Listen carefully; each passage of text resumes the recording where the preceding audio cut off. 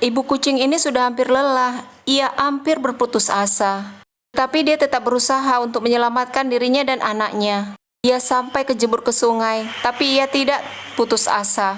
Teman-teman bantu like dan subscribe agar kucing dan anaknya ini bisa selamat. Ia pantang menyerah untuk terus naik ke atas. Meong, meong. Tiada henti dia bersuara. Hingga akhirnya keajaiban itu pun datang. Ada seekor gajah yang baik hati yang menolongnya. Akhirnya mereka selamat, berkat bantuan si gajah. Begitu besar pengorbanan si ibu untuk si anaknya.